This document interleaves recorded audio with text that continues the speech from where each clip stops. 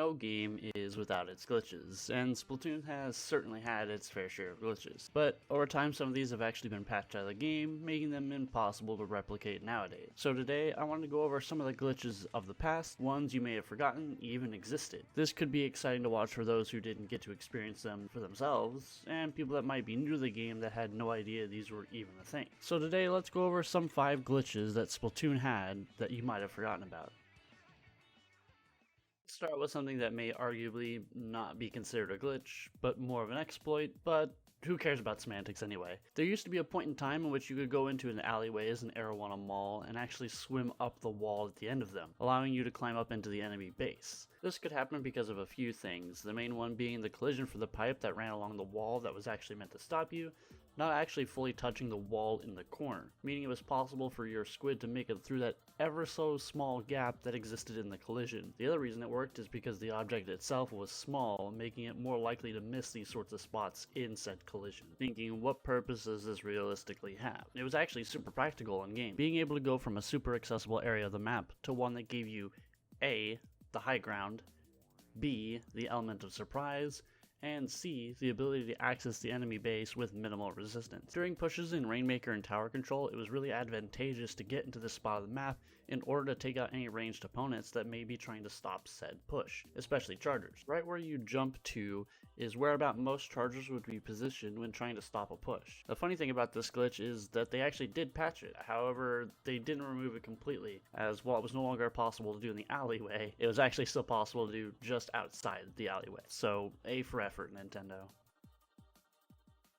Glitch that had some good uses to one that doesn't, but definitely is more hilarious. Unless you consider spawn camping the enemy to be hilarious, which then this might still beat that. This glitch goes by many names, some call it the boneless inkling glitch, but I'm gonna call it the inkling skew as it reminds me of another glitch from a different game. As I said before, there's no usefulness to this one, but it does look funny. What you need to do to achieve this is use a roller and go to a map like Piranha Pit, roll up against the underside of the tower, and when you do that, your inkling's model will start to contort as it tries to push up against the tower, resulting in your inkling spine getting a not so needed workout. This would eventually result in your inkling being bent and facing the sky in a rather funny picture that resembles turkeys that look up at the rain, except you won't drown yourself by doing so. This is something that all players could see, so if you had done this, even the enemy would see you giving your spine the worst day of its life. Now, if only there was a use for this. A day where this could have been some secret meta, that would have been the highlight of Splatoon 1.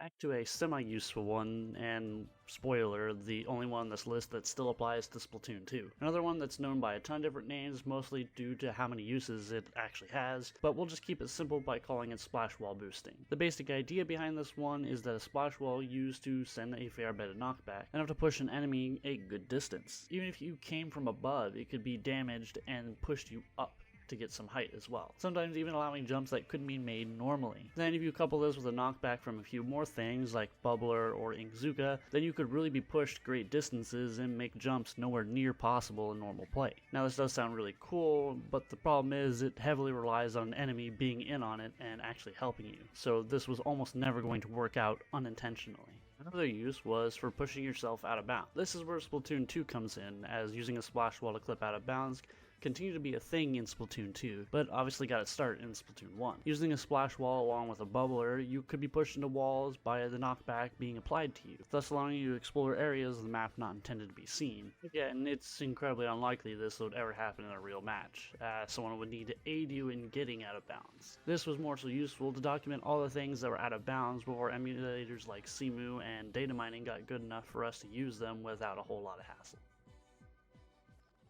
This may be surprising, but this glitch had the biggest implications out of this entire list. And what? It's not even first place? Yep, believe it or not, it's not even first place. This glitch is known as the Super Jump Invincibility glitch, and is pretty much exactly how it sounds, except it required a bit more work than just doing a simple super jump. This glitch existed for a very, very brief period of time, and only worked on one patch of the game. Prior to it, it would just kill you. After this, it would, well, just kill you. But what do you have to do to achieve this glitch? It's actually simple. You need to just super jump anywhere as you begin to fall off the map, or just swim off the map. There's a bit of a timing window, as super jumping could instantly end your momentum, resulting in you not going off the edge. If done correctly, you would super jump mid-fall and wherever you landed, now you suddenly are non-existent. Other players would see your icon on the Wii U gamepad, fly off the map, and nobody would ever see you. With this enabled, you could continue the match like normal, but be invisible to anybody in the match, and you'd actually be invincible. Shots fired at you would do nothing, but you could still do everything like normal. If you killed somebody while like this, the camera would actually pan to a random spot out of bounds and would show the player like you super jumping. They'd have no idea where you were, how you killed them, and what even's going on. But what is going on? Well, this one sadly isn't really known, but it's assumed what's happening to you is you're stuck in a sort of limbo, so to speak, caught between two different game states, one where you lived and jumped,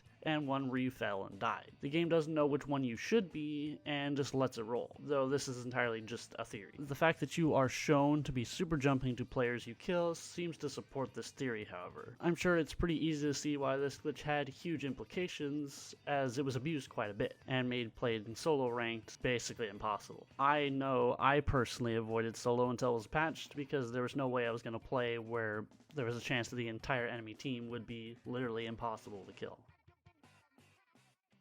Now, we all know lag can be incredibly annoying to deal with when you're just trying to enjoy a match of Splatoon. But what if there was a way to exploit the lag in an incredibly funny way? What if you could use the lag to your advantage and take the Rainmaker flying with you? You actually used to be able to. Back in the first game, it was possible for a brief period of time to super jump with the Rainmaker, but as you probably guessed, there needed to be lag. A lobby needed to be so laggy that you would notice the delay in things occurring.